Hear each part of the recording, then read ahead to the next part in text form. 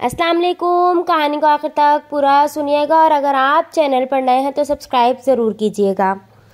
बिजली का बिल ज़्यादा आ जाए, खुदकुशी घर में गुर्बत है, खाना नहीं है खुदकुशी, खुदकुशी हराम है, हराम है, हराम है। खुदकुशी की सज़ा आप सल्लल्लाहु अलैहि वसल्लम ने ये बताई है कि वो जहन्नुम में हमेशा हमेशा रहेगा और इसी अजाब में मुब्तला रहेगा जिस अमल के ज़रिए उसने खुदकुशी की है। खुदकुशी करने वाला दोज़ख में अपने आप को मुसलसल मारता रहेगा और तकलीफ़ से बार बार मरता रहेगा।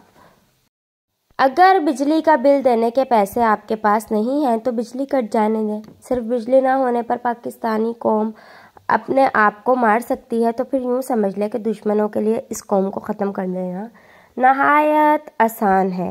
थोड़ा बर्दाश्त करना सीखें, हालात से मुकाबला करें। बिजली कट रही है तो कोई हमें खंजर तो नहीं घोंप रहा है ना।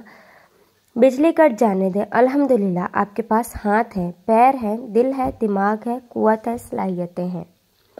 सोचें कि हालात की बेहतरी के लिए आप क्या कर सकते हैं।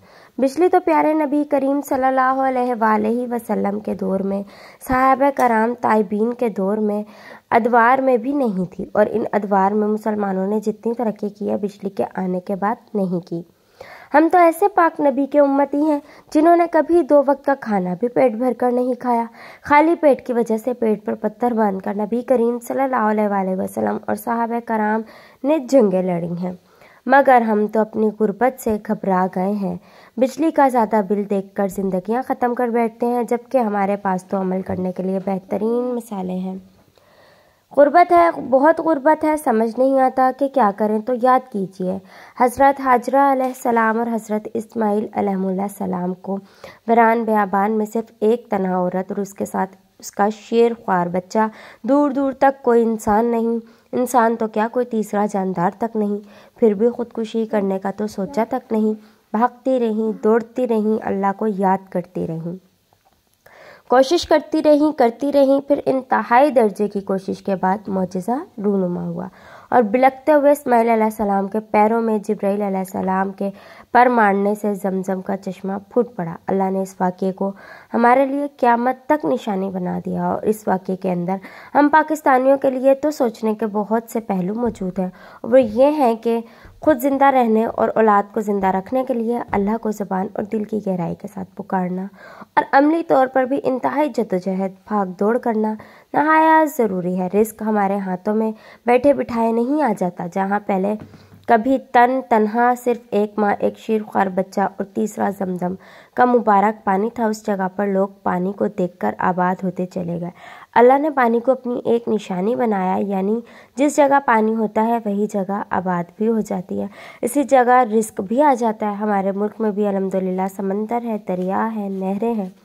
जिन लोगों के पास गुर्बत की वजह से खाना पीना नहीं, वो पानी के इन कुदरती ख़जानों से फ़ायदा क्यों नहीं उठा सकते। पानी से तो लोगों को रिस्क भी मिलता है और रोज़ी भी मिलती है। चले समंदर दरिया के करीब आप ना जा सकें तो क्या घर के अंदर ही आलू प्याज उगा नहीं सकते।